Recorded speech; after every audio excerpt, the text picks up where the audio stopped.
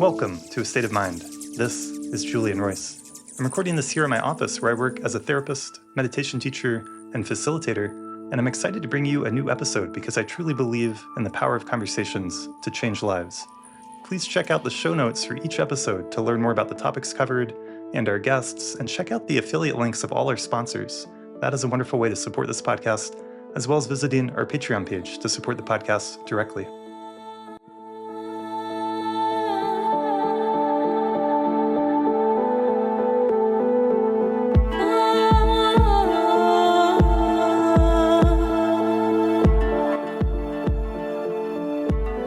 I want to share with you about kanna.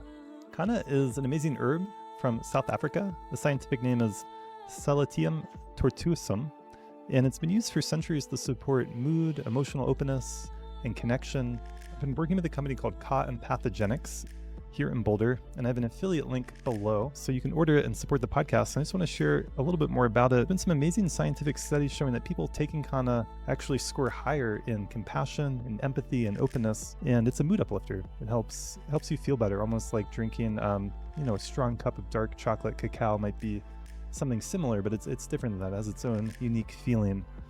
One cautionary note is it's not recommended if you're taking SSRIs or other drugs that act on your serotogenic system, and you should talk to your healthcare provider. So this isn't healthcare advice or medical advice, but kanna is legal and it is powerful and potent, and it can be a helpful ally in your path. So if you're interested in exploring it more, check out the link below, and I look forward to seeing you there.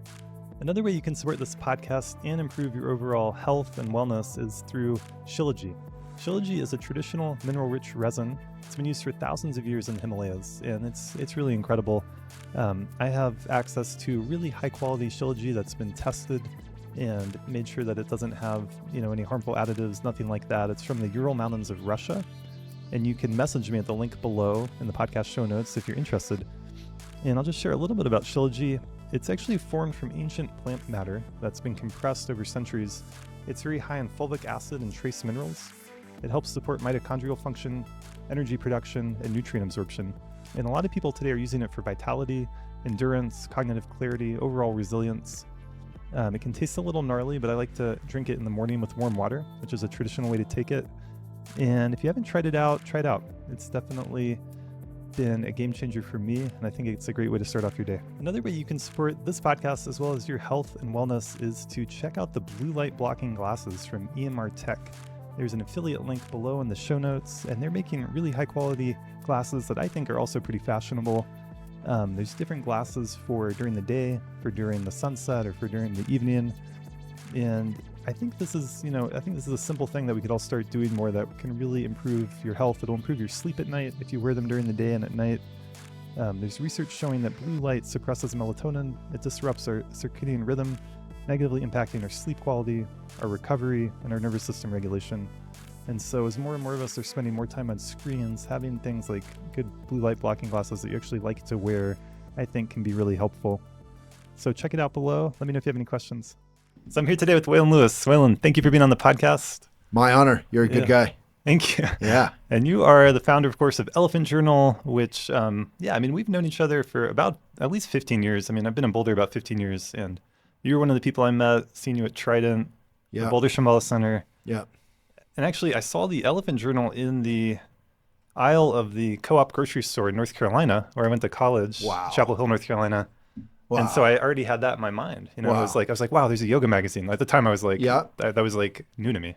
I was really into yoga, meditation. I saw that. I liked it. And so, it's great to finally have you on the podcast. That's so cool. Yeah, it was. We started off as a print magazine in 2002 and went national in like 2004. Cool. And for an independent publication to be around for like 24 years now is insane. Obviously, we went online. We went online before YouTube existed. And I remember you going online, and my understanding at the time was it was environmental reasons. Stop printing, just be online. Yeah. Is that part of it? Yeah. Being online is far from perfect, but the magazine business is awful environmentally. Shipping is incredibly heavy. The inks are toxic.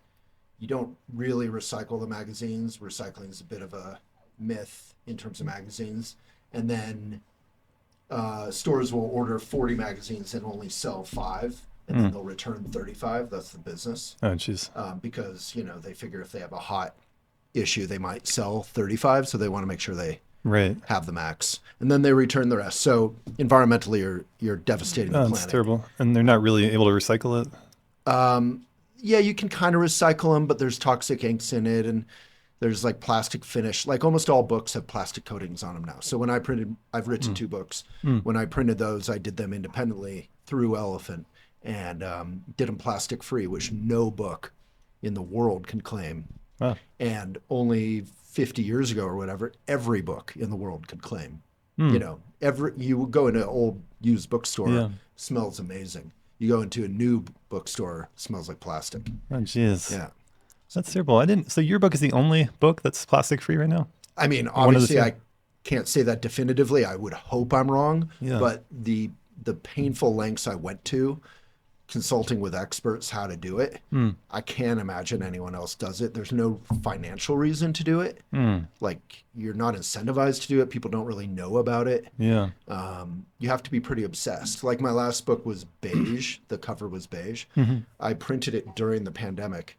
And literally the beige cloth cover that I did, canvas cloth, was the only color you could do in the entire world at that point. So I was like, well, I guess my next book is beige. Interesting. It's not my favorite color. Let's there you die. go. Yeah. Yeah. Well, I really appreciate and respect your advocacy for the environment. I think we'll get into that more. But just when you said that, going into a new bookstore and it smells like plastic, when you're smelling something, you're actually taking in those particles. Yep. Which is why it's really gross to be smelling poop and stuff like that. But equally gross, perhaps, to be smelling plastic and breathing in poop plastic. Is way better than plastic. Okay, there you go. Poop can become, as you know from regenerative farming or whatever, can become beautiful food and all that, right? Yeah. It's disgusting, sure. But, I have a baby back here who's pooping a lot. It's natural. I mean, plastic is really toxic. And then, children's books are coated in plastic. Oh, man. And so everything. They're touching it and, putting in their mouth, everything. Yeah, it's not great. Yeah, I've heard that the average man in the United States of America today has the amount of microplastics in his testicles, the equivalent of a credit card. Like you could form a full credit card out of all the plastics. Well, we're in Boulder, Colorado right now. Like what month is it? February? Yeah. It basically hasn't snowed here all winter. Yeah. Climate crisis is real. It's coming for my daughter's generation hard. Like we think we have it weird with some extreme floods and droughts.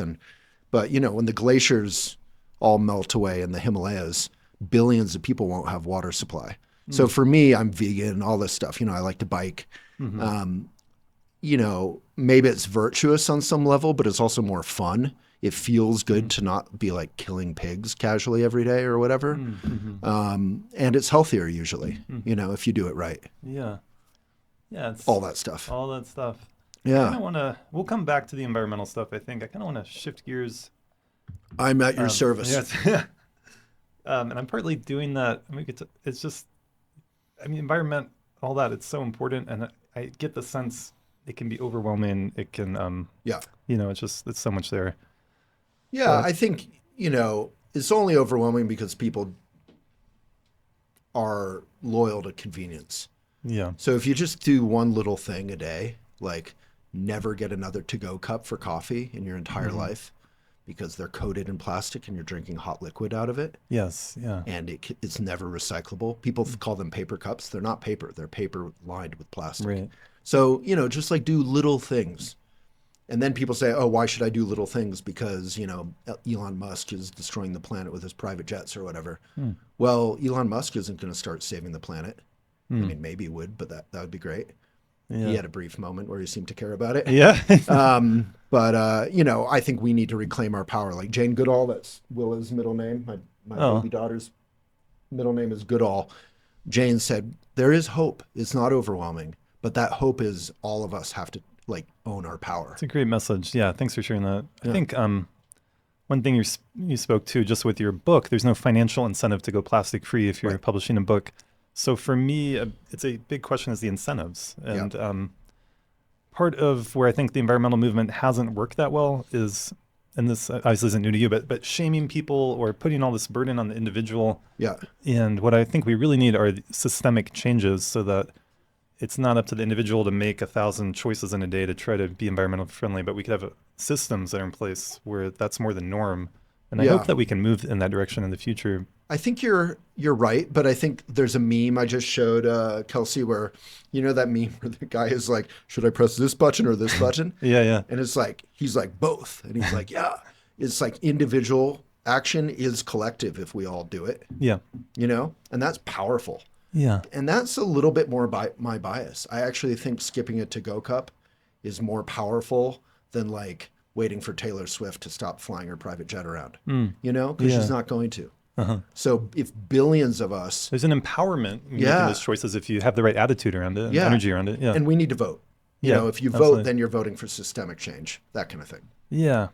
I guess we're diving into it. But so it's both. It's both. It can be both and. Yeah. It's good to make good choices and feel good about them. You know, so if you do make a good choice, inconveniences you a little bit, but you can feel like it's helping the world. And then remember to feel good and celebrate that. Exactly. When I work with people in my therapy practice and coaching, I'm always encouraging this.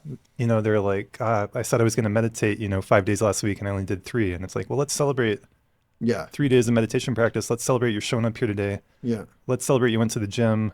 And that building this positive energy of appreciation and that you're doing, instead of always focusing on the things that we're not doing or not living up to. But from a Buddhist point of view, I also would say, like, if you're saying I want to meditate 5 days, but I only meditated 3, you're kind of coming at it from the wrong way. Like, let's just take a step back. Yeah. You're not meditating to be a good person. Like a Pollyanna kind of like, oh, I meditated 7 days. I'm great. You're meditating for the same reason you brush your teeth. You know, you want to just like, it's a daily routine. It's just basic. It's just normal. Like Trungpa Rinpoche, my parents' Buddhist teacher, said, it should just be normal. It's not a big spiritual thing. You know, you just meditate just because you want to touch in with your breath. You don't want to be loyal to the storylines revolving around your head that usually, if you boil them down, say, what about me? What about me? What about me? You know? Yeah. And they kind of get in the way of us perceiving the world. Yeah, I like that. Yeah. That's a good message. Yeah. So you're not doing it to be a good person. You're doing it because you're already a good person and you kind of want to get back to that. Absolutely. Yeah. I love that. Yeah. I guess I just see so many people, and it is a trap of self-improvement and growth, but there's so many shoulds that build up about being a healthy person, being a good person. And then this immense amount of like inner critic stuff of like not living up to these standards. And I think the Buddhist tradition is beautiful in what you just shared, like you're already good. Yeah. Just do this because it's natural. And that we don't, all these practices are maybe helping uncover that rather than create it. And that perspective shift is huge. And that's not just Buddhist. I think Mark Twain said, like, you know, education is the best way to like confuse people. It's something like that. I mean, I don't really agree with that fully, but I think, I mean, you're born with basic fundamental goodness, meaning like you have natural empathy. When you see a puppy dog hurt on the side of the road, you naturally are empathetic. Yeah. No one you're not like, I should care. You're like, I do care. Yeah. You know, but then when we get all into our selfish, we think happiness is finite and we want to fight other people, including our lover or, you know, our parent, because they have a different point of view about that. Yeah. Then we forget that, you know, we cloud over our basic empathy. Yeah. That's a good message too. Happiness isn't a finite resource. You can feel immense amounts of joy, empathy, compassion, just having fun. And it's not actually costing money. It doesn't have to. And it doesn't, it's not like there's a finite, it's not like you having fun is stopping someone else from having fun. No. So it's, I mean, I think, you know, there's a perspective where that's true. If you're like fighting over who's first in line, you know, to get the like last taco or whatever. Right. Yeah. But, you know, you were in a co-op. Yeah. Right? Yeah. We both love the Trident Cafe. Yeah. Which is all about community. Like community enriches people who love church, people who love, you know, whatever community looks like, it enriches. It's scientific studies have shown it's the most de-stressing thing there is. You know? Yeah. So I love it. For years I've called Farmers Market in Boulder free therapy because I'm a bit of a workaholic. So Saturday mornings I'm a little depressed because I've worked really hard all week and then I collapse.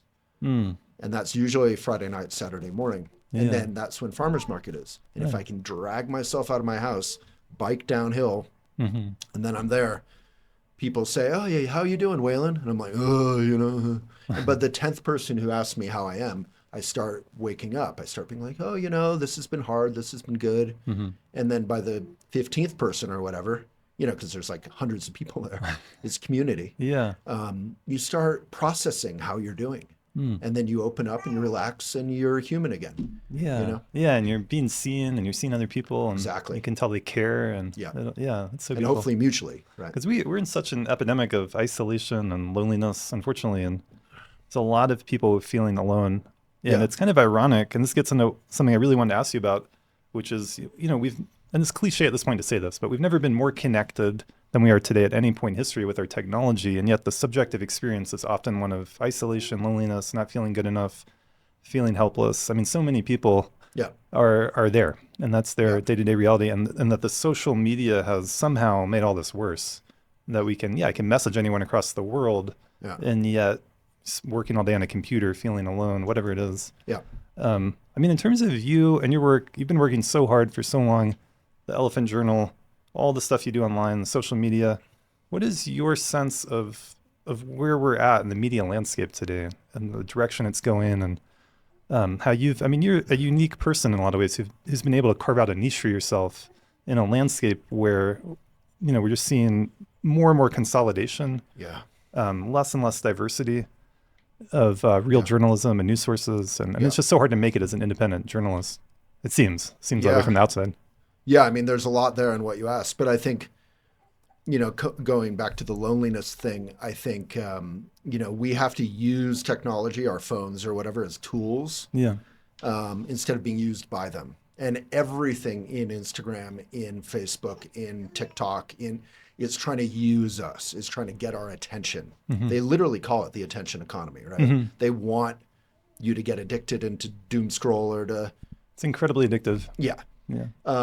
So, right now, both our phones are upside down and they're over here. Mine's on airplane mode. Yeah. Like you need to create systems, like never have your phone at night in your bedroom. Yeah. I tell people that. Yeah. Never. People are like, what if? That's a big thing. It's worth appreciating how big that is, because it can seem like a small thing. Maybe I'll do that. Maybe I won't. Try it for a week and see how your life changes. It's a big thing. Yeah. And I'm old enough to, all these boomers or whatever. I'm not a boomer, but all these people are sharing memes on Facebook and stuff, saying, remember when we used to bike around the neighborhood and, that was our life. Yeah. And I actually love that particular meme when people are saying the good old days in the 80s when you'd throw your bike on someone's lawn and hang out and you'd be gone from your parents all day. You'd come back for dinner. Your parents would be like, come back when it's dark. There's a level of now everyone's tight helicopter parents. You're scared of someone abducting your kid. These are real concerns that I don't want to belittle, but the alternative that we're living is that kids are on their iPads and they're not running around, skinning their knees and climbing trees. Playing in dirt. One of my favorite books to recommend is the Book of Danger. What is it called? Book of Dangerous Boys, book for dangerous girls. There's one for girls, one for boys. Anyway, they don't have to be gendered. You could read both, but it's just about the virtues of climbing a tree. And just getting off your phone.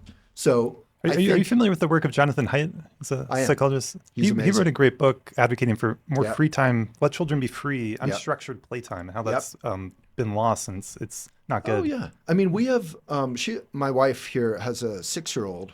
And we have all kinds of great toys and books and whatever. And, the cliche is a kid will ignore all the toys and play with the cardboard box that they came in. And it's kind of true. He's never happier than when he's climbing under a chair or climbing in the cardboard box or creating his own bear tent, he calls it, outside. Yeah. Children want to be creative and create worlds, and that's fun. Toys don't matter, I think the addictive quality of TV, you see that have an effect on children. So I think use it to connect with people. I think Facebook can be great to stay in touch with friends. Instagram can be great to see how you're I just scrolled through the wife of one of my childhood best friends Instagram for probably half an hour the other night, because I basically hadn't seen this best friend and his wife and their kids for like 10 years because they moved away a little bit. And just catching up, that was great for me to see their life. But I think, too often if you go into a restaurant, you'll see everyone on their phones. And if you and I are having lunch and I go to the bathroom, you get on your phone right away. That's actually like filling the space, where instead, if you didn't have the phone, you'd look up, you'd be a little bored. From boredom comes empathy again, comes creativity, comes relaxing. Like from a Buddhist point of view, when you have boredom, it's hot boredom at first, meaning uncomfortable, and then it cools if you stay with it. And then it's relaxation. And there's a reason we never are relaxed anymore, because we don't deal with hot boredom. Right. Because we fill the space, which is what hot boredom wants to do. It's like nervous. Yeah, that's so true. And that's a good way to look at it from the Buddhist point of view. We can also look at it from our, neurosystem point of view, or the neuroscience of it, like that these devices, our phones, the scrolling, the quick short videos, all the messaging, one thing after the other, it's all these quick hits of dopamine. Yeah.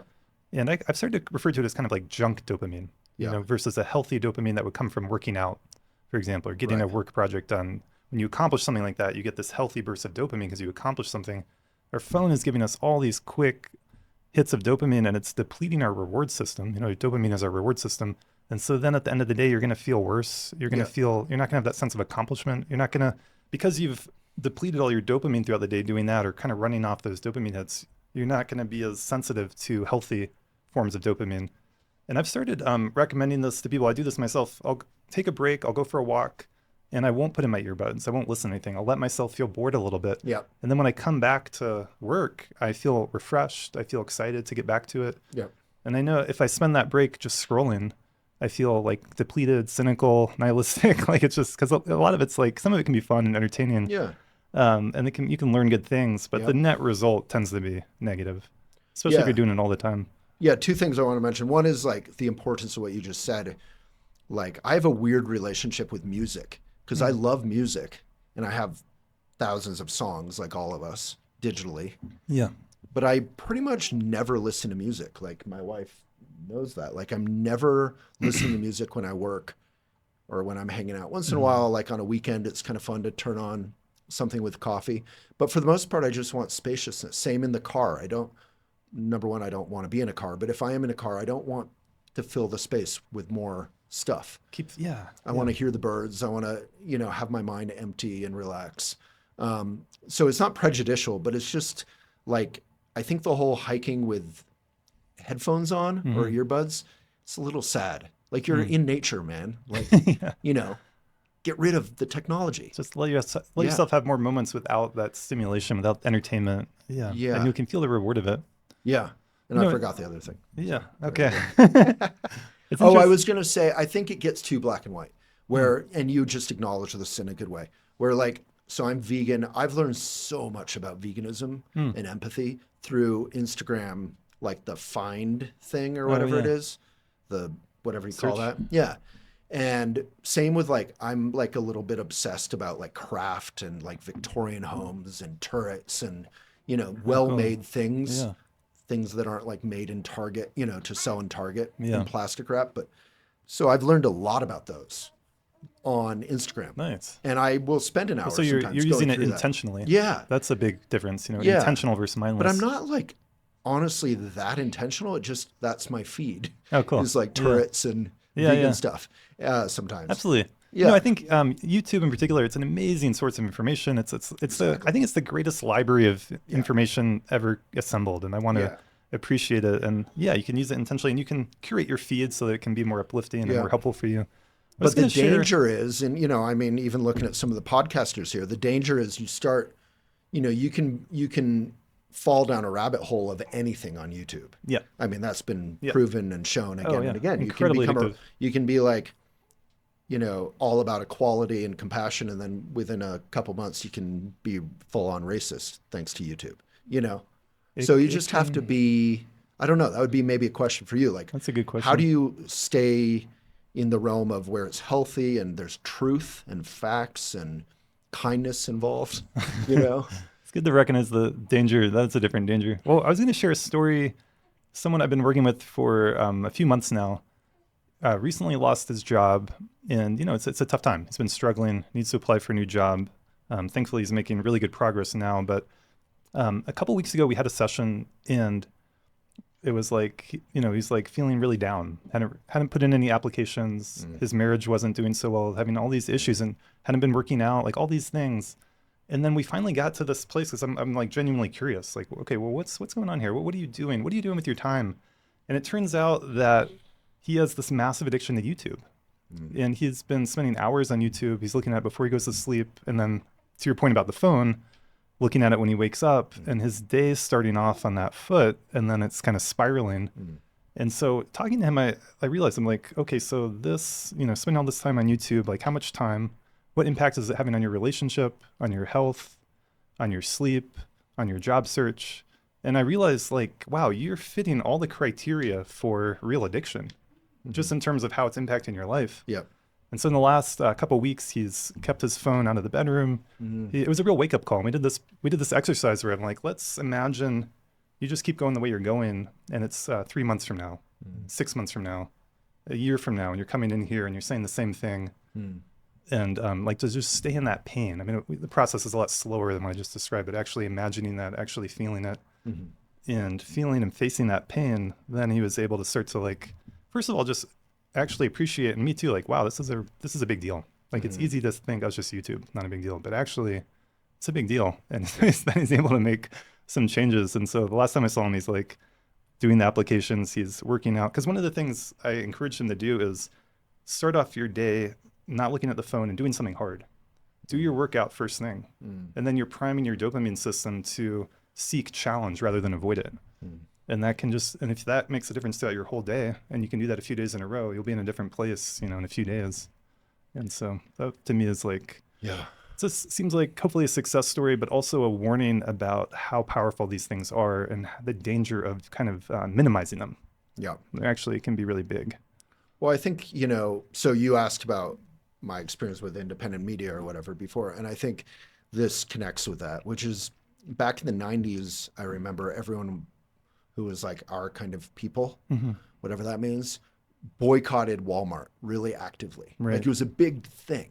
And I never forgot that, because starting after 2000, everyone started shopping on Amazon by default, including hippies and whatever. Yeah. And YouTube is owned by who? Google. Like, people are like, oh, the conspiracies, blah, blah. You're like, you're part of the conspiracy, which is billionaire tech, controlling media, controlling your mind, basically. Like, YouTube, again, can be healthy. I watch some great stuff on there once in a while. Yeah. But they are not built to be healthy. They're built to be addictive. That's a great point. I think that's a really good point. So the platforms themselves, we can imagine a healthier, happier world where we can get great access to great information, and they're not designed to be addictive and suck you down rabbit holes and just basically control your attention as long as they can. There's a lot of things I had that fight that could happen to change that. There's a lot of like features that could be changed, I think. Yeah. But no one is trying to create. So that's what I tried to do on Elephant. I tried to create a platform. I tried to make Elephant social media, and we put hundreds of thousands of bucks into that over the years. But I didn't have money, so it just was. We just put money into it as we made it, and it wasn't enough. And we're now much smaller than we were because of Facebook changes. Ironically, they kind of killed off most independent media. But I had this fight with my own staff who said, when someone reads an article, the suggested next articles need to all be related to that thing to try to keep them reading. And I said, F that. Like, that's the whole model of all these social media. Keep you engaged. The algorithms is, when it's like when you buy a pair of socks or whatever, the cliche is you'll then get ads for socks for like 5 months. Like, I don't think that's what we want. We just bought our socks. We don't want more socks. Like, if I read an article about a divorce or whatever on Elephant, the next article I might want to read could be totally different. And that's, I think, why we love bookstores, right? You see a book by the Dalai Lama, but you also find something you weren't even looking for. It's completely random in a way. And I think that's more what we need as humans. Yeah, it's more not variety. like we're going to, you know, it's not the rabbit hole of YouTube. Yeah. Well, do you have any insights on your question about people getting drawn into more conspiratorial thinking or negative worldviews, or like all the negative kind of information that we know is out there? I'm not sure how to answer that, but I think it's a good point to bring up. Well, I was trained as a journalist, and I love journalists. Sometimes people say like, "Oh, journalism is like evil" or whatever. I think, you know, the owners of the media companies can be not good people, but most journalists are not making good money, and they're trying to like find truth and report truth. And I think that's a noble profession, just like being a teacher or a firefighter or whatever. So. Yeah, I think conspiracy theories usually kind of bore me. I think if you ever watch Mad Men, like the conspiracies that actually are functioning in the world are out in the open. Like everyone knows about them. Like everyone knew about Harvey Weinstein for decades, right? The guy who like... Right, the Hollywood producer. Yeah, who like sexually assaulted and raped all these people. But he had power, so no one threatened him for a long time until the Me Too movement. Same with Big Oil. Big Oil is known about climate crisis. It's been proven since like the late 1800s. There was an article about it. I didn't know it went that far back. Well, 1960s, they definitely knew it. They had scientific studies. But yeah, there's an article in like 1890 that's like, the Earth is going to warm over time because of, you know, you're like, oh my God. You know, so all the conspiracies that actually matter are really well known. And we, the conspiracy theorists, are participating in them. If you're on Google, if you're on Facebook, if you're putting gas in your car instead of biking, if you're, you know, if you're shopping at Amazon Whole Foods, no one should call it Whole Foods, it's Amazon Whole Foods, you're part of the problem. And I don't say that from a shaming point of view. I agree with you on that, but more like I'm taking you by the shoulders and like shaking you gently because I love you point of view. Like, dude, Jeff Bezos has enough power and money. Like, go to Nude Foods here in Boulder, you know? They're somewhere different. They're annoying. They're weird. Maybe some things are more expensive, but they're not annoying. They're wonderful people. You know, they're just, you know, my Keep Boulder Weird hat or whatever it says, make Boulder weird again. Like weird can be wonderful. And I think, you know, these big corporations are not weird. They're ubiquitous. Apple, whatever. They're good at, like you said before, selling convenience. It's make it so easy, so convenient. Yeah, it's like Hallmark movies. I hate Hallmark movies and that genre. Like they're on Netflix. They basically are like, we need a movie that will target 28-year-old women of a certain demographic who make us, you know, and then they'll just like find some actors and like write a fake script and do the movie. It's just all a cliche. But that's not where great art comes from, you know? Right. Interesting. Yeah. So how is Elephant Journal doing these days? Like, what is your path forward with that? What are your goals with it? Yeah, it's doing okay. I was mentioning before the podcast that like 10 days ago, Facebook changed its algorithm again, which has reportedly reduced readership to independent sites that are sharing stuff on Facebook by 80%. Jeez. So that's devastating. But, you know, we'll get through it. We've got through things for, you know, 24 years. Yeah, you've been around. Yeah. And I think, you know, one of the keys to like success in an hopefully ethical way, ethical meaning like you're trying to be a benefit, which is the Buddhist approach, but it's anyone's approach if they want that, is to be independent. Don't take investors. I think once you take investment money, you're kind of effed. And I learned that from mentors here in Boulder. Steve Demos famously started the biggest organic company in the whole world. He got investors. They fired him from his own company. And what was that company called? It was Silk Soy White Wave. Oh, yeah. Silk Soy was, the biggest organic company in the whole world. And he literally got fired by his own board and investors. Not for cause, not because he was a bad person, but because they wanted to make more money. And they basically like reclassified everything as... Yeah, they made everything not organic. And then they kept an organic line that they made more expensive. Classic, you know. Yeah. And when I interviewed him, he was starting new companies. And he after our interview, Elephant was pretty young. And he said, do you have investors? And I said, no. And he like literally grabbed me. Kind of, it's funny. It's like what I was just saying. And he said, don't get investors. And at that time I was naive. I was like, well, we might need money. You know, we're a print magazine. I wasn't born with any money. My wife was a school teacher. my wife. My mom was a school teacher, and I think the peak amount of money she made was $12,000 a year. Jeez. In her career. Yeah. I guess there's inflation, but still. Yeah, exactly. Well, private schools and stuff like that. So, so he said, don't get investors. I said, what about angel investors? Investors who care, about the mission. And he said, show me an angel investor who's willing to walk away from their money, and that's an angel investor. And that kind of changed my mind. Yeah, I was like, okay, right.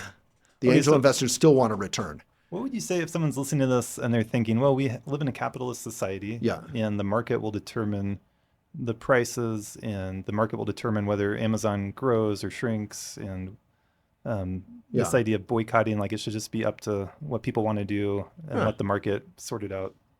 Well, I kind of agree with that. Yeah. That's fine. I think boycotting is us taking our power and being ethical, or, obviously people can boycott for bad reasons. So boycotting isn't always good. Yeah. But I think, those who are like the market, blah, blah, blah, are usually libertarians, and it's a little bit bullshitty. But yeah, I think capitalism isn't that evil. It's basically just saying there's supply and there's demand. And, I think where it's evil is we're subsidizing killing animals, where we're not subsidizing regenerative farming or vegan, organic agriculture. Where it's evil is we're subsidizing big oil, but we're not, under Trump, we're not subsidizing electric vehicles and the build out of that. And solar and that stuff. Yeah, that support. We're putting our energy in the wrong wolf, the two wolves, that whole thing. Yeah. Yeah. And we're really subsidizing plastic, which is a disturbing and weird one. Big oil is very nervous about solar and wind. This is a fact. This has been reported on. So they're putting they're saying oil is going to lose market share. So we're going to put all of our eggs into plastic, which is oil. Jeez. Plastic is big oil. It is climate crisis. So every time you use a piece of plastic, you're contributing to the climate crisis. And, it's a tired discussion. I've had it so many times, but I'm not saying you have to be perfect, but you do have to try to follow your own conscience. And I think fundamentally too many of us have accepted too many compromises. Yeah.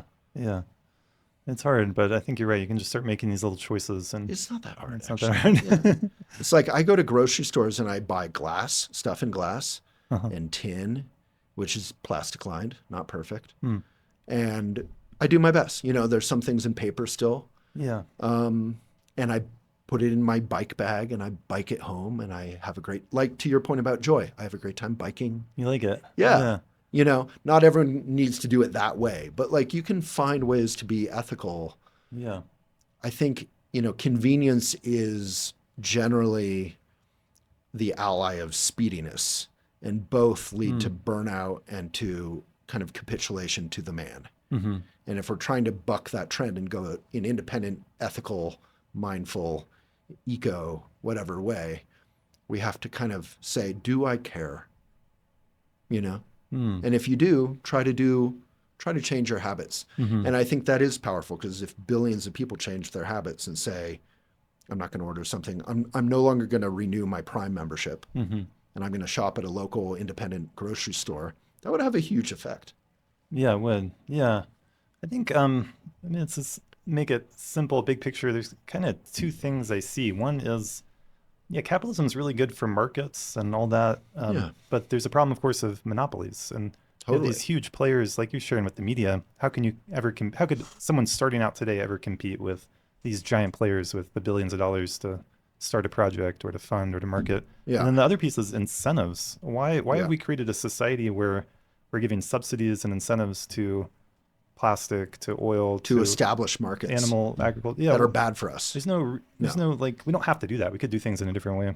Well, what's sad to me is, so I was a big fan of Biden, which I don't think it's a rare statement. Yeah, I don't think I get a lot of like cool podcast internet points for saying that. No. But who is Biden's head of FCC? It was she's Mamdani just appointed her.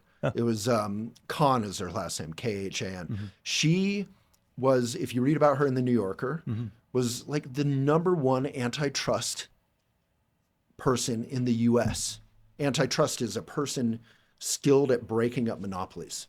So Biden may not be a hip thing to support, but he put literally put people in power who were trying to break up the monopolies. That's why all of tech left the Democrats and went over to Trump. They didn't like that. Yeah. So it's like people need to be confident enough in facts and in themselves to be able to support things that aren't cool if the things that aren't cool are actually trying to be ethical. Biden was investing in red states and blue states. He was investing in infrastructure. He had the biggest climate change progress and bill in history. It actually, climate crisis, all the trends were going down in a good way. He basically he was forced to, but he adopted Bernie Sanders' platform. That was like the compromise when, Sanders ran an amazing campaign. But, without getting too into that, because I'm not here to talk about Biden. I just think if people want to create effective change in the world, they need to be able to like look a little bit beneath the surface and see, like a lot of people think Trump is anti-establishment. He is the establishment. Yeah, that's a weird one. He has all the billionaires behind him, all that. Yeah. So just people need to get a little smart, like a little more discerning. Yeah, there were certainly ways in which he was outside the box, anti-establishment, anti-mainstream. Who, Trump? Yeah, at the beginning. But now, you're right, he is the establishment. I don't think he's ever been anti-establishment. I think the only things he does that are against the establishment is he lies all the time. That's not a normal thing. I'm not even like being a hater. I'm just saying that normally lying was frowned on. Like people would lie a little bit and get busted, and then their careers would be kind of like Bill Clinton It used to be that way. Yeah. Bill Clinton lied about having an affair. I know. It seems so quaint. And that was like, that damaged him for life. Yeah. Like his legacy never recovered. Yeah. Trump lies like 80 times a day and you can't even keep up. So I think if you call that anti-establishment, sure. He's a rebel in the sense that he's like. Well, he wasn't a career politician. He was coming from outside the political norm, and at least the way people perceived him, especially in 2016. Yeah, he was a billionaire developer. I mean, that's not better. Like politician is sort of a bad word sometimes, but like the other word for it is public servant. So I think it's really important to like kind of divide that and say, is someone in it for themselves? Maybe call that a politician. Or are they in it to serve the greater public good, like Bernie Sanders? Would you call him a politician in a derogatory way? Probably not. Yeah. I don't think so. Bernie Sanders really seems like one who has strong values that he's maintained for decades and has been actually trying to do the things he says. And there's this amazing clip, I don't know if you saw, I think it was, I can't remember the year, something like 2015, and he's like on the floor and he's complaining about a provision in the new tax bill for mutual fund managers in the Virgin Islands. And it was specifically written for Epstein. And in the Epstein files that were released, that's come out. Yeah. And so this clip of Bernie Sanders from like 10 years ago has gone viral, where he's like railing against the new tax code. But of course it got passed anyway. Yeah. But what was his name? Larry Summers helped write a specific provision in the tax code to specifically benefit Jeffrey Epstein, who lived in the Virgin Islands, so he could pay less taxes. And Bernie Sanders was like the only politician who noticed it and then made a speech about it. Yeah. No, I don't know anything about that, so I can't speak to it. But I would say Larry Summers has been deeply compromised many times. He's the kind of like Democrat liberal who I don't have a lot of respect for. But yeah, I don't know anything about that specific case. But yeah, I mean, generally power will try to steal more power. So Epstein had all his buddies and they tried to get the laws written for them. Trump has gone another level where he's just like, I don't care about laws, so I'm just going to do it. Yeah, it's wild. Yeah. It's kind of refreshing to hear you say something positive about Biden, because we hear so much negative about him. How do you think about like him becoming so old and and the whole thing? He was too old, for sure. Yeah. When do you think that started to happen? But Bernie Sanders is older than, or Bernie Sanders is 89. So, it's not always age. It's like not just the age, but it's the cognitive ability. Biden lost 3 steps, not just 1 step. He was losing a lot. He was still a good person, and he was still had Khan and all these amazing people in the administration doing amazing stuff. But he was too old. Trump's just as old, if not older now than Biden was when he was in office. Right. But Trump, while he is weird and slurs his words sometimes and is, falls asleep in every other meeting, doesn't seem to be. I mean, I think liberals often say, "Oh, he has dementia." I haven't really seen that. Yeah, it seems like I think he's evil and a jerk.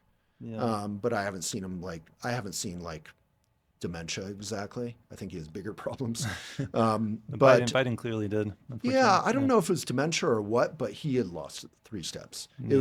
I think it was good that he didn't run. I wish he had made that decision earlier. Yeah. But I think his loyalty was like, I'm the guy who beat Trump, so I need to do it again. So that would be, maybe that was his thinking. Another interpretation is he was trying to hold on to power in the way everyone does. No, I think that's silly. I think Biden is genuinely a good guy. I think Bernie Sanders, who I think is well established, we kind of trust his integrity, even if we disagree with him occasionally. He's a good person. He loved Biden. Like they had a real, genuine friendship. And I think that speaks volumes. I think I never saw Biden, I think corruption is like, pretty strong in one corner here. I think Biden, his worst fault was staying way longer than he should have.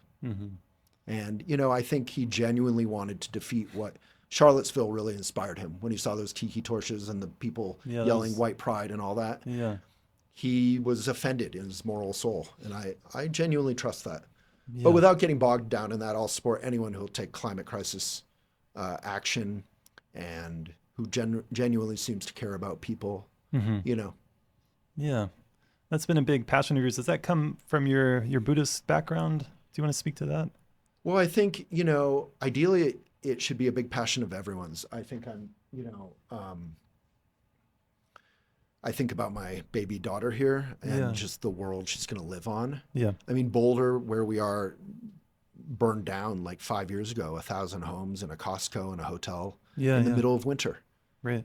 And yet the real estate market barely blinked. Yeah. Like capitalism has no ability to kind of like adapt seemingly to climate crisis, to, the world that we need to take care of. So yeah, I think it kind of comes from Buddhism, but I think I read a book when I was a kid called 50 Simple Things You Can Do to Save the Planet. It was written for kids and it changed my life. Just reading that book, I was like, oh, this is all good stuff. This should be done anyway.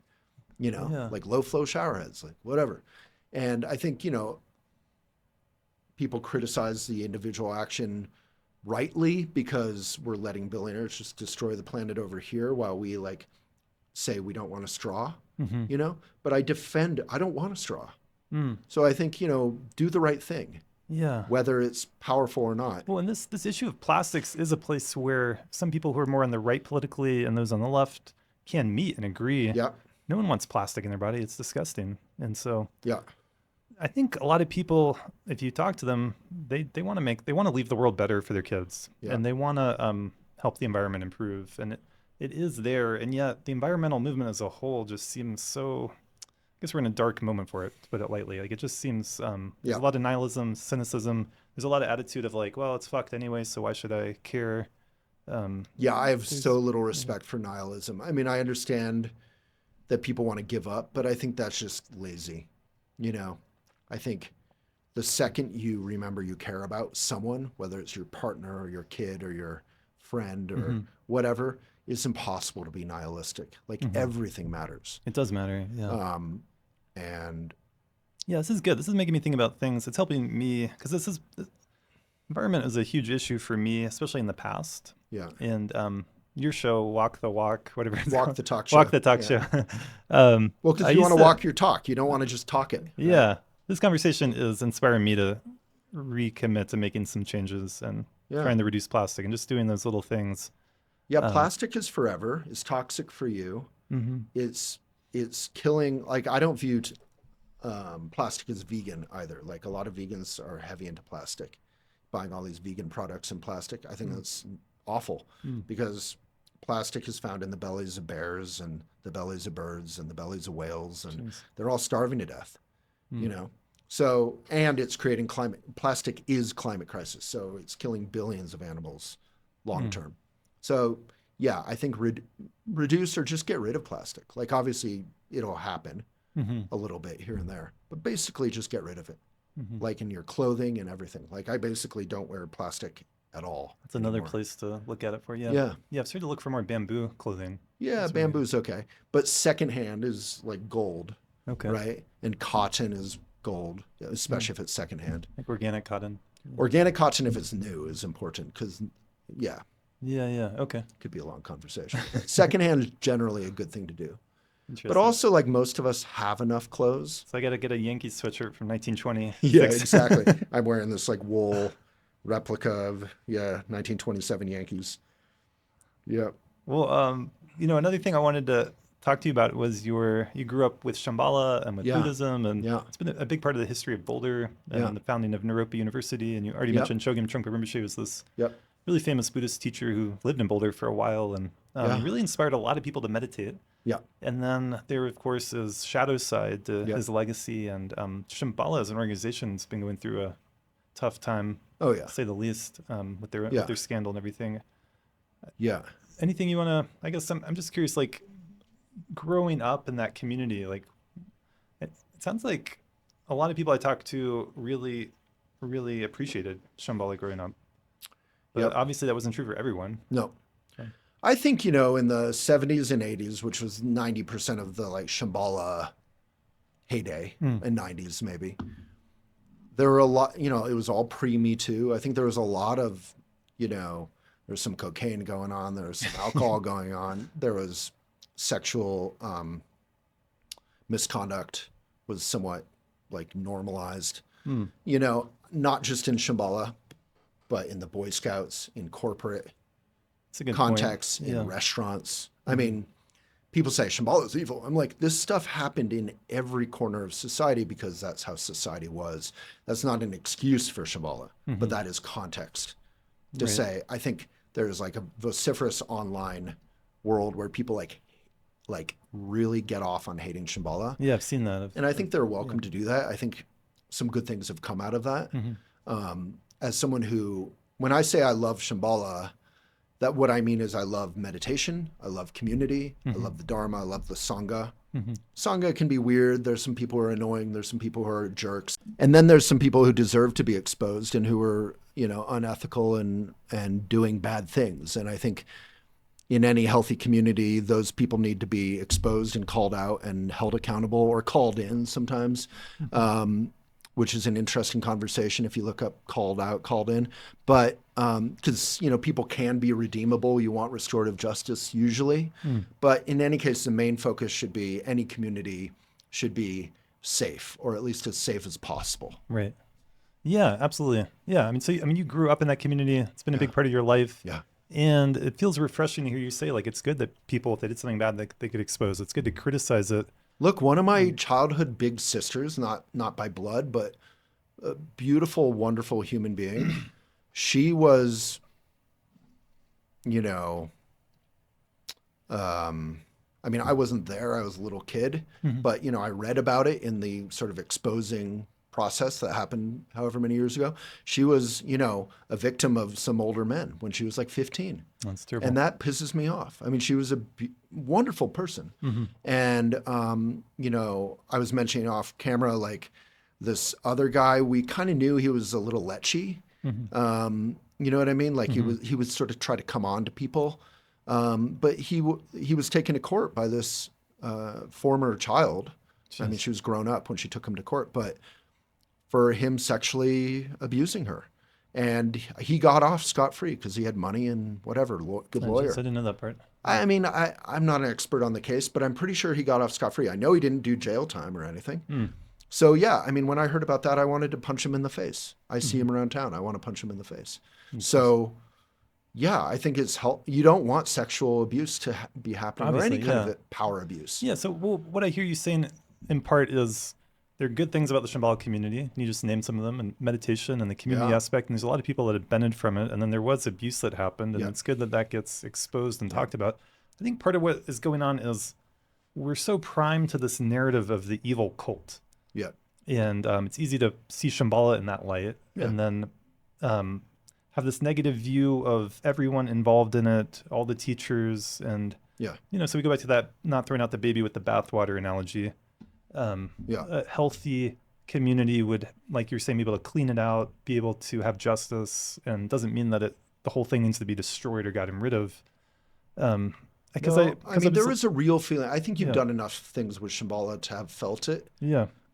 If you've done a meditation weekend or something, there's a real feeling of like wanting to be of benefit to the world Yeah, and I create felt that there. a kind, enlightened society. Yeah. And I think that part I'm incredibly appreciative of. And I grew up in the community. Like I said, some people were weird and drove me crazy and irritated me. But overall, it was such a good experience. And it was very special. And when people would call us a cult, I'd be like, sure. I mean, if by cult you mean we're weird and we're small and we're foreign to you, Buddhism is foreign to many people in the US, sure, we're a cult. But if you mean we're toxic and people are signing on like their credit cards over to like some holy guru, that was not my experience. And I think, you know, the Sakyong, Trungpa Rinpoche, there certainly were problems, you know, yeah. but I think we were always taught to retain our critical intelligence, to not be theistic, to not worship them. The Buddha said, don't worship me. Right. And I think people just don't listen. They want to be part of a like little cult and they want to worship someone, especially if they have funny titles and, you know, wear a funny outfit. They like, people love to worship. And I never got into that, quite honestly. I think a lot of us were brought up to have self-respect and self-dignity. And you don't worship. You don't put someone up on a pedestal. So I think when people up on pedestals behave like effed up human beings, hurt people kind of thing, then we think they're evil, when really a lot of what we're hating on is our own worship, because we're the ones who put them up there. Trungpa Rinpoche, at least, I don't think ever claimed to be perfect. He did claim to be, you know, enlightened or Dharma king or whatever. He wouldn't say it that way. He's not like, I'm enlightened. But, you know, I think he questioned his own integrity publicly many times, which is healthy, I think. Yeah, it's such a big topic. We could spend many hours talking about it. Trungpa Rinpoche founded a lot of meditation centers. He inspired a lot of people to meditate and to improve their lives, and they got benefit from that. And then there's a huge shadow side. Interesting thing with him is the question of how much of it was actually in the shadow, because he seemed very forthcoming about his flaws. He's very open with his drinking. He's very open with sleeping with students, which in today's world is very frowned upon. But at the time, I mean, it's impossible to defend, and I'm not interested in defending unethical behavior, to be clear. But at the time, like, my mom had an open affair with a professor of hers at the like University of Oregon or whatever. Like, this was open. And this is 1970s? This is the 70s probably. Doesn't make it right, but it does show how society's norms change. Well, she had a great experience. He was a kind person and she chose wisely. But so she didn't have in today's mores, it's improper. But I think because there is a power imbalance. But, you know, Trungpa Rinpoche asked to sleep with my mom. And she said no. Oh, interesting. She wasn't interested. She just wanted to be a Dharma student and not have a relationship with him. And he said, okay. And they went on to like 20 years of, she was a leader and a teacher and a this and a that. Like, it's not like she paid a price for saying no. So that's just her experience. And I think, again, anything Trungpa Rinpoche did that wasn't okay isn't okay. Anything the Sakyong did that isn't okay. Same with you, same with me, same with all of us. So I think too many people invest in defending bad behavior or in kind of vilifying it, when really, like, the whole path of Dharma is about, you know, it's literally in our chant, but, you know, from the stormy waves of birth, old age, sickness, and death, from the ocean of samsara, may I free all beings. Wrongdoing is what we're trying to wake up out of, all of us. So yeah, I appreciate the meditation, which I do daily, twice a day. And it's still an important community for you? Yes and no. I haven't been a member for many years. I haven't really known what to do in that community because, you know, there's classes you do. And I did a lot of that as a Dharma brat, as we were called, the young Buddhists. I did all that kind of when I was young. But I appreciate the people and I appreciate the Dharma, the teachings, for sure. Yeah, I did some retreats at the Shambala Center up in the mountains. Yeah, I think they changed the name of it now, and at the Shambala Center here in Boulder. And I met a lot of good people who cared. I never got that involved with the organization. I was never an official member. Do you have any insight into, so after Chogyam Trungpa passed away, eventually the Sakyong became the leader. And then the main scandal that happened with the Me Too movement, everything was around the Sakyong. I don't even know if I should call him that. What is his name? Sakyong, yeah. Sakyong. Yeah, I no, mean, that's correct. Is he still Mipam Rinpoche. anything you could share with us about that? Is he still the leader? Is he still No, he's definitely not the leader, and Shambhala separated from him formally, legally, and otherwise. So that's why I feel good about supporting So Shambhala. Shambhala is now totally separate from him. No, it is separate. Okay. Yeah, it's separated from him. Okay. I think until it did that, I did feel conflicted. Mm-hmm. Not because he's an evil person. I think he did some bad things, clearly, if you read. Yeah. Yeah. You know, the Tried to defend exposés. But I also knew him very well, and he was, you know, he's a human being, you know. He was a shy, introverted, kind of abandoned kid. And then he became a shy, introverted, kind of privileged kid. And then he was thrust into being the main teacher after Trungpa Rinpoche and his sort of Dharma heir died. And there was a scandal around that too. And right. so a lot of scandals with them. yeah, well, I think anytime you're trying to do good things in the world and you're out and loud about it, and then you fail, you know, that's a story. There's a contrast there, and it should be a story. But I think where I get really disappointed is there's a lot of people doing evil intentionally. They're never aspiring to do good, and we kind of give them a pass. Like, why would you like support Elon Musk and like drive a whatever they're called, Cybertruck, or, you know, shop at Amazon? Or, I mean, these are bad actors doing bad things. So why support them? Then there's like good vehicles, like good communities who fail. And yeah, they should be exposed and held to account. But at the same time, like, I think people vilify the good actors who fail, I feel like, with more enthusiasm than they vilify the villains. And part of that could be we hate hypocrisy, and it looks hypocritical. Yeah, but you know what I hate more than hypocrisy? Evil. Okay. Well, so from your point of view, like Yeah. Jeff Bezos and Elon Musk are just straight up bad actors. Yeah. 'Cause I don't think they're evil human beings, but they're doing evil. You know? their actions in the world. Yeah.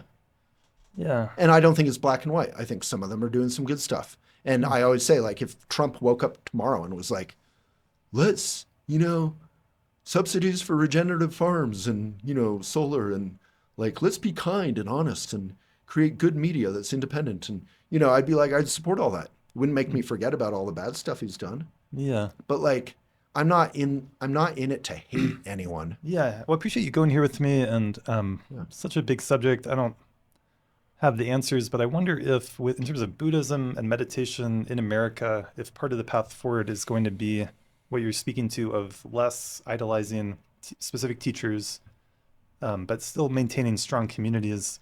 And it's a bit tricky with Vajrayana Buddhism in particular, which does have such an emphasis on the teacher. And we've seen scandal after scandal where these teachers who are upheld as enlightened, and maybe they are in a sense, but their actions in the world are not always compassionate and sometimes outright bad. Yep. And it's just interesting to see how my hope is that people aren't abandoning meditation, aren't abandoning the potential to wake up, aren't abandoning the compassionate motivation that you're doing a good job speaking to, and holding people accountable and moving forward in community. Like, because I think Buddhism does have a lot to offer our culture. And I think I think it's an important force that I've seen, you know, I've known myself included, but a lot of people, like, if you do a meditation retreat, there really can be this experience of transformation and of wanting to do good in the world, of becoming more empathetic and compassionate. And we need more of that, not less. So to not let these negative examples take away from the whole project feels important to me. Even more than that, you can see the negative examples. I agree with everything you said, but you can see the negative examples as part of why we're practicing. Okay. Is that all of us, it's literally the three poisons in Buddhism, right? Is craving or attachment, ignorance, or prejudice, and aggression or hate. So these are examples of human beings who buy into wanting more power or wanting more sex or whatever their abuse is. And that means that they're still neurotic. They still have a path. They still have to go farther. Because, you know, you can't be genuinely present and empathetic and hurt someone intentionally for fun. You can't do that. Yeah. And So they are not enlightened, for sure. in terms of, like, you knew the Sakyong personally, like, are you still in touch with him? No, not for many years. Okay. I mean, I had a real problem with the things I read. Mm. Yeah. Did you see that early on, like that this was going to happen, or No, was growing it a up, shock to you? I saw him be a playboy. Okay. You know, like he was a Dharma rock star, like literally, you know, this is the shock of some of these scandals is you see someone who, you know, people lined up around the block to be with him romantically, including one of the loves of my life. Oh, well. Left me to be with him. Jeez. And he was good looking and had, you know, he was a Status and Dharma power teacher. and- Yeah. And he wrote poetry and, you know, like, you know, he had it all going on. So why do you have to be abusive on top of that, you know? Right. No, I mean, a lot of my friends, my Dharma brat buddies are still studying with him, which They I are. find a little confusing. I So do. he's still teaching. Yeah. Okay. But I mean, honestly, I don't know much about him. I'm not in touch with him or that community. I find it a little confusing. I don't think I don't think most people who do bad things, I don't think are evil. I don't think they should be thrown away. I think they should, you know, restorative justice is the model I like. But the main focus needs to be on the victims and on making communities safe. Absolutely. Right. Yeah. But yeah, I find it confusing that people would want to like you were saying about Vajrayana, belong to a community headed up by someone who really hasn't apologized in a meaningful way. He hasn't really owned what happened. He did in the beginning. I heard a story that he had a meeting with all the senior Shambhala teachers and he kind of cried and apologized to them. I was like, I'm sorry, I messed this whole thing up. Something like that. I heard but he too- didn't do it publicly, which, and the Yeah. public one obviously matters more. Exactly. I think that's pretty correct. I think I heard exactly what you're talking about. A genuine apology, a recording of it. But it wasn't public exactly. But I think then lawyers got involved because, you know, some of the people doing the exposing were going after him, which is fine. Neither here nor there. I don't know enough about the case. But I think for his safety, his family's safety, the lawyers were like, you can't say anything, you know? Right. So I think at that point, everything became fake and it kind of made things worse. It's really disturbing. It's fucked up. And I think you're making a good point. Why would someone who already had so much money and power and status, already had so many women apparently wanting to be with him consensually, cross the line into non-consent? And with a lot of these scandals, if I look at it honestly myself, it's like, it comes down to consent. Like, are you hurting someone? Are you taking advantage of someone? Are you acting non-consensually towards someone?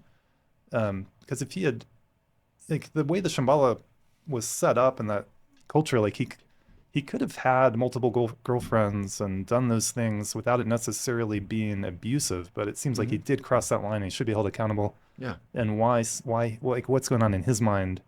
I don't know. I don't know how to answer that, But I think, you know, the part that's important to me has always been non-theism. We're not here to worship someone. That's not why we're meditating. We're meditating to wake up.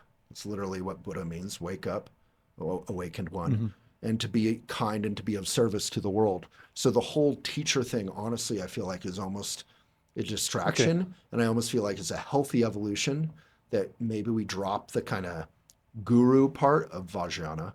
We drop the guru part of Buddhism. You need teachers, you need spiritual mentors, but there can't be too much power there because power doesn't corrupt everyone. I think a lot of people are ethical with power, but I think it can corrupt. it can be very people. corrupting. Yeah. Yeah, it's a good point. And it just seems like worth saying, like, Shogun Trungpa Rinpoche and Shambhala, they really set them, he set it up to be like this. Like, it's not, anyone looking at the history can't be that surprised that all these scandals have happened because Trungpa Rinpoche had all these scandals and was acting in questionable ways or outright occasionally crossing lines too. So, but I think to your point, for the most part, I think there are areas that I've discovered. I was saying when we were off camera because the computer died briefly, that it's funny because you and I have both read, like, I've gone some hell in like anonymous forums online, and I find that a little weird because for at least 10 years, and you can go read them right now, I wrote exposés about Shambhala and finances and whatever about Shambhala, different areas, and got so much hell for it from the powers that be in Shambhala. And I did it because I was a journalist, and that's what you do, and because I was a Buddhist, and we care about ethics. And so, yeah, I'm never here to defend the man. I'm here to defend like truth. And I think I don't want to dump the baby with the bathwater. I want us to learn from these mistakes. And I think Shambhala right now is separate from Sakyong. Trungpa Rinpoche is long gone. Mm-hmm. We have wonderful teachings. We have wonderful teachers, not gurus, but teachers. And I think that's great. And I think we're kind of humbled. I was saying, I think we're probably a little full of ourselves, like any community can be. Oh, we got it all figured out, you know? And I think we're pretty humbled and a little bit disorganized. And I think that's how it should be. It feels wholesome. And that's the Shambhala I grew up with. It felt pretty wholesome. There were people who, given the times, took advantage of some things. Yeah. And they should be held to account. Yeah, I agree. Yeah, I mean, it's worth naming too. Buddhism is a 2,500-year-old tradition at least, and a lot of the practices and teachings and beautiful things in Shambhala aren't really coming from Trungpa Rinpoche, right? They're coming from this ancient tradition. Yeah. He innovated and he offered some things, and I think he did a great job when he was alive of connecting with people. I've just met, I guess it's just worth sharing, here on the podcast, going to Naropa University, getting a master's in Buddhist studies, and now working as a therapist. Like, I've met so many people whose lives were changed in positive ways by Trungpa. And I know there were people who were negatively impacted too. So it's just a complex situation to hold. But it's just, I think a great story that I heard, he was a human being. A great story I heard, because we tend to say he was either good or he was bad about anyone. And I think that's, again, theism at work. A great story I heard, I don't mean you being theistic, but I think we tend to we try to make sense of things in a way that isn't accurate. Human beings are messy. Yeah. And I heard this story. So in the 80s, he was entranced by the Kurosawa films. Have you seen those? Yeah. And Japanese aesthetic and, the beautiful architecture and the tea ceremony and Kyudo, which I grew up practicing, Zen, archery, all those things. Ikebana, the flower arranging, heaven, earth, human. They were all meditations and actions, contemplative practices. It was beautiful. He was just in love with all this stuff. And he had a Jewish student, a senior teacher, Samuel Burkholz, the founder of Shambhala Publications. Okay. His kids are good friends of mine. And Sam was like, yeah, okay, the Japanese, yeah, they're cool in a lot of ways. But yeah, I mean, they fought with Hitler in World War II. They could be a little bit uptight, And actually, Zen Buddhism was complicit. Zen leaders were complicit in the Japanese war effort and all that fascism that was happening there. So not all of them, but a lot of them. So, and big time. And so what was Trungpa Rinpoche's reaction? Because he respected Sam, he was like, oh, good point. Maybe I need to let go of some of my Japan, his sort of romance at the time with the Japanese practices and aesthetic, the simplicity and the refinement and the spaciousness. And it tempered his enthusiasm. So I think, again, that's the lesson of non-theism. And I had those moments with the Sakyong. The Sakyong was doing this spoken word music sort of things where he had the good idea that he could create club music with this guy who created club music, but have a Dharma message, and people would hear that. He was trying to rap. Was he doing hip hop? He was doing spoken word. He was a poet, yeah. And he is probably a good poet. So he was doing these, and I remember they played one at this dinner party thing, and I was there.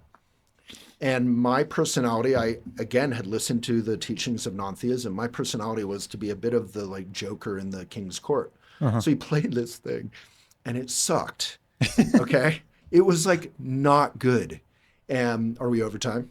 We're good. Okay, well, this maybe is a good note to end on. I don't know.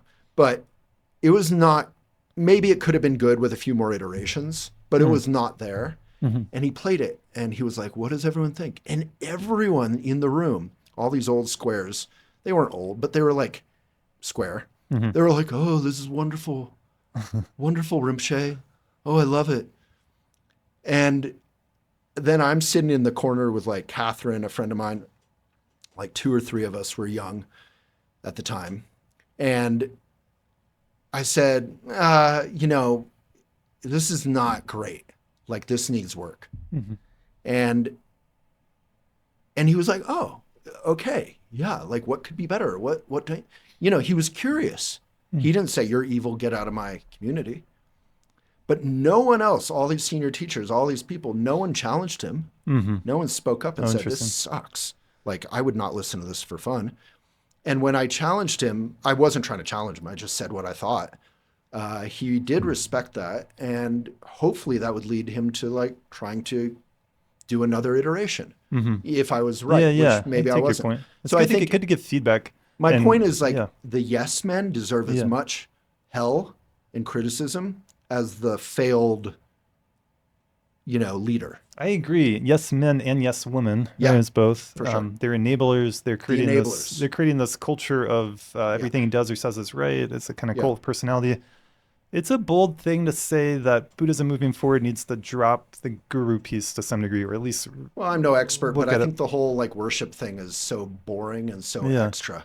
I agree. So I think that'll be like, and I think if we looked more carefully historically at Buddhism in other countries like Tibet, yes, they had guru yoga, guru worship, but they also, I think, had a lot more people doing what you're talking about, who would challenge the teachers, who would grow up with them, knew them as kids, and also saw that human thing. And there was more.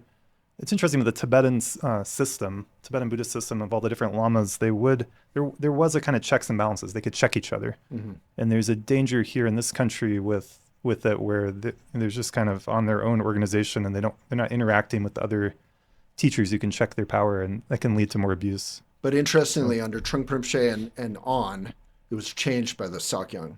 We invited every teacher in the world, all different traditions of Buddhism for the most part, all different traditions into. It was the Rime movement. You can look it up, yeah, RIME. yeah, So it was in that tradition, and I think the Sakyong saw that as sort of like diluting the power or challenging his power in Shambhala, and he was like, I don't want all these teachers yeah. coming in That's a to flag to our me. center. Yeah, Exactly. yeah, And you can have a ground and have a clear community in teaching and invite yes, yeah. everyone in and That, be a home yeah, and support other communities. And we lost that. And growing up, for whatever Trungpa Rinpoche's faults were, growing up, we did have that tradition where the Zen teachers, Catholic, I mean, they had the Thomas Catholic, Keating, right? The Catholic yeah, teacher they had came. the Yeah, like, what was it? The Buddhist Christian dialogues. Yeah. yeah.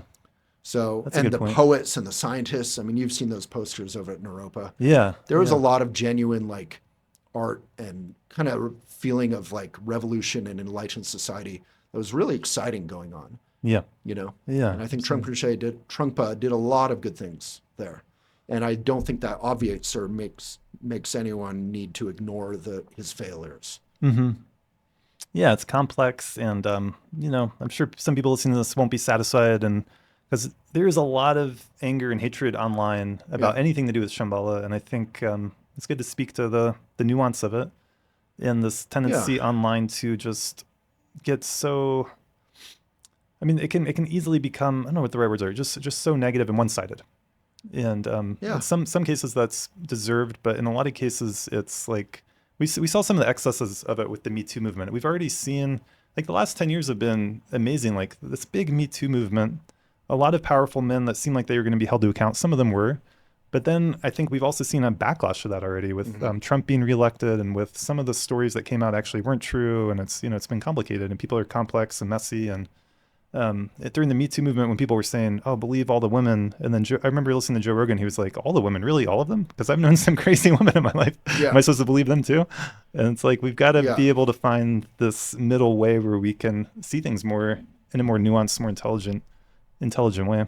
I Yeah, think, yeah, we need to listen to yeah, and respect yeah. all women.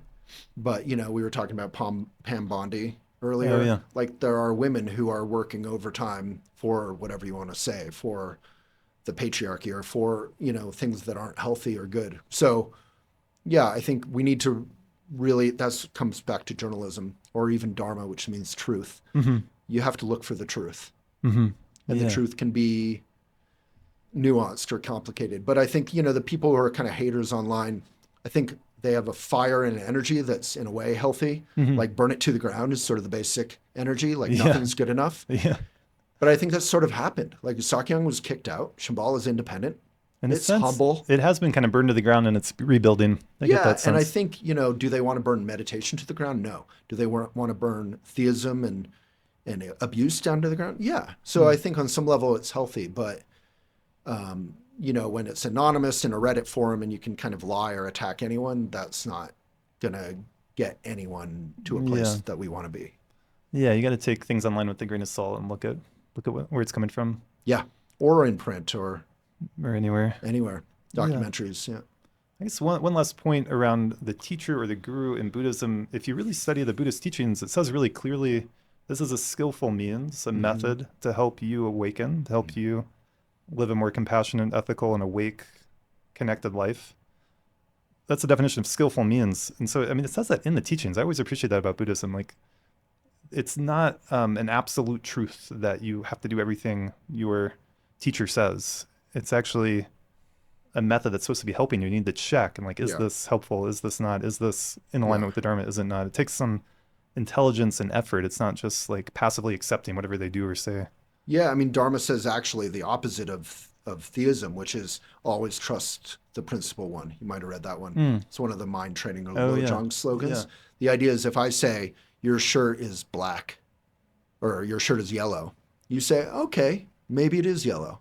And then you look at it and you say, is it yellow? You ask yourself. You don't ask me. You ask yourself. You say, I don't think it's yellow, even though you're saying it's yellow. My shirt is blue. Yeah. So we were instructed not to worship and we didn't listen. So that's on us too. And it's also on the teachers some, right? They have responsibility there too.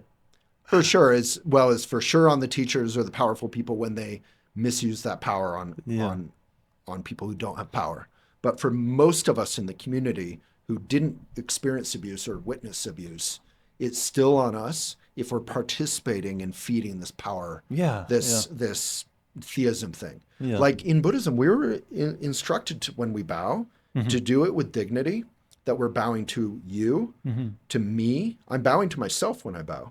And most importantly, to like the kind of principles of truth or kindness that we're practicing about. So I'm not bowing to you with my head down, like humble with bad posture, like, oh, I'm not worthy. I am worthy, So I don't know. I think if we want to have dignity, we need to hold ourselves accountable for feeding into these unhealthy systems and not just hate the system. I agree with that completely. And so when I first started this podcast, I had, I think, 3 episodes about Shambala, and I was looking into the scandal and what happened there. And I spoke about that. Like there were all these people enabling and supporting whatever was happening there. And I got attacked for that too. I kind of got attacked from both sides. Yeah. Because I wasn't either one side or the other. Yeah. Well, the cliche, if you're attacked from both sides, you're probably in the realm of doing something. At least you're trying. At least I was trying. Yeah. It's a big thing. I mean, it deserves someone spending a lot of time and attention to try to piece it all together if you wanted to do a deep dive into it. Well, I think, in your defense or anyone's defense who's trying to talk about it. Yeah. Even the haters online or maybe the haters in the community, whoever was mad at you. Yeah. Everyone wants us to discuss this stuff openly and improve. Yes. Hopefully. On a fundamental level, everyone wants us to unpack this, learn from it, so we don't hurt another generation of kids and young women and, whatever it is, young boys in the Catholic Church. So everyone should support messy, open dialogue. Yes. Are you 100% correct? No. That's what this podcast was about originally, let's be human and have messy conversations and try to get better. That. And I think, so let me just try to put this in a nutshell. Like any human community, obviously I'm a big fan of community, any human organization, it could be religious, spiritual, it could be corporate, it could be government. Could be the farmer's market. The farmer's market, could be anything. There's going to be a tendency to consolidate power, and then there's going to be a tendency for power to start to corrupt, and for people who are close to the center of that power, usually in the form of a leader, to start to abandon their principles because they're getting benefit from being closer to power. They're getting privileges and benefits. So there has to be some accountability structure, some kind of checks and balances. And we just see this over and over again. You can even see it, if you like the Monopoly game Monopoly, the board game Monopoly. Like you play it, you win by getting the Monopoly. It just, power tends to concentrate, and our government, for better or worse, so far, 250 years of history has done an okay job with the checks and balances. Obviously right now it needs improvement, needs to be checked again. Yeah. But any religious organization, similarly, you have to have some kind of checks and balances and some way to check it.